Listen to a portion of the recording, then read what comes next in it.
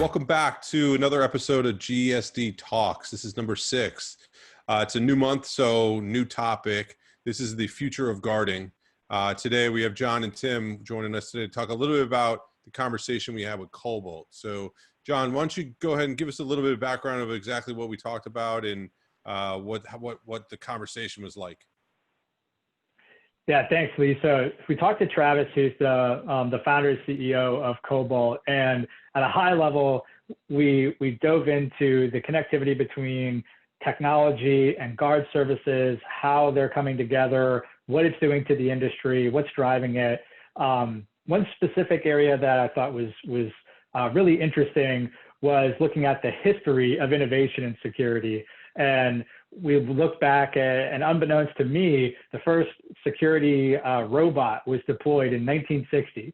And Travis dives in and gives us a bit of a history lesson in security technology and robots in security. The very first mobile robot ever was built in the mid-1960s. It was this robot called Shaky, and it's actually at the Computer History Museum down in Mountain View, so not far from where I live. And this robot was actually intended for physical security, right? This was mid-1960s. In 1983, there was a robot moving around Hewlett-Packard's campus here in the Bay Area as well that was doing fire watch and basic security patrols, right? This was 1983. They buried a wire under the ground and it followed the wire around looking for fires. So this is a very old idea, right? It's going on 60 years old.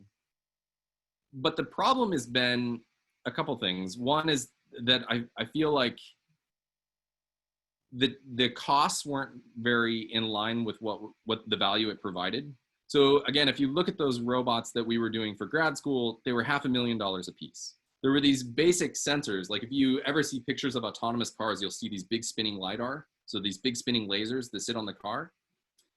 You know, when we were in grad school, so 15 years ago, those sensors were $25,000 a piece. Now you can get them for $2,000, and if you're indoors, you can get them for $250 a piece.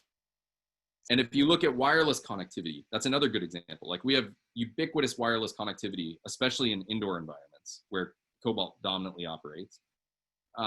You know, motor technologies, battery technologies, sensors, the machine learning and the computation. Like there's all of these big curves in technology that have brought the cost way, way, way down to where we can offer this service in an economically viable way today. So that's a big change that just happened recently that makes it more tractable. Tim, what did you take away from it?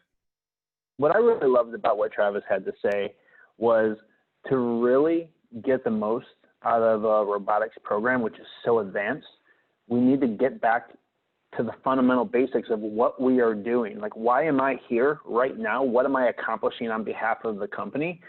And what is the very basic workflow? You know, it's really about how do you define these workflows? And one of the key principles that we like to use is that it should always start from a perspective of helpfulness, right? Like for anything in the security space in most of these environments, your goal is to serve the people that are supposed to be there. And so when you first come up and have an interaction, it's polite, it's engaging. We hire a lot out of customer service and then train them on responsiveness. And so you come up and it's like, hi, nice to see you, Tim. How are you doing today? Can I please get you to badge in? And then that's the pleasant, friendly interaction. It makes the robot approachable. You know, it amplifies security's standing in the organization. And then you can escalate as needed to affect a more rigid security response if you need to. But that's so rare out of all the interactions that it really is important to nail the one that is the 99%. And then to run lots of scenarios and red teaming and things for the ones that are truly more security oriented. I also love that he talked about that the purpose of security and robotics in general is to serve the business. And he takes it back to our primary role in security is customer service. What? And so there's a bunch of these things that I think we kind of forget about them. They kind of fall through the cracks. Like security is not just security. Like if you have an officer sitting there, they're doing so many other things. right? It's customer service, it's facilities management, it's just a host of different things. It's ironic because you'll probably never interact with the robot itself, right? Like almost every interaction you have with our system is going to be a video interaction through the robot with a remote human being. And so when you actually come up to a Cobalt robot, it's going to pull a human being on and you will have a video chat with that human being. It's not a disembodied autonomous robot voice somewhere in the cloud. It's literally another person. But it is funny because people don't always realize that. And so our specialists do get asked, are you a real person? Are you a real person? And it's like, yes, they are actually real. But it's also really fascinating because, you know, you get the benefit of, you can talk to people in different languages, right? Like I think we happen to have our operations centers, one in San Mateo, California, where we're headquartered, and then another out in Provo, Utah. And across our specialist group, I think there's something like 22 languages or something that are spoken by those different specialists. And so imagine being able to come up and engage in your home language and talk to people and form those connections and be really adaptive. It's something that you don't get with just a single officer in a single location. And so I do think that there's something really profound about allowing remote presence and being able to jump in. It's crazy.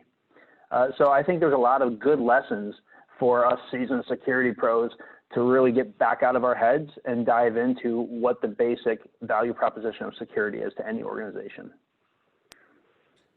Yeah, super interesting, very topical, especially too when you have things like a pandemic that happened and there's really this big transformation that we were already on, but then it's just escalated now even more. So jumping into the robotics side of guarding, very useful. And I appreciate the two of you taking us through it. Thank you.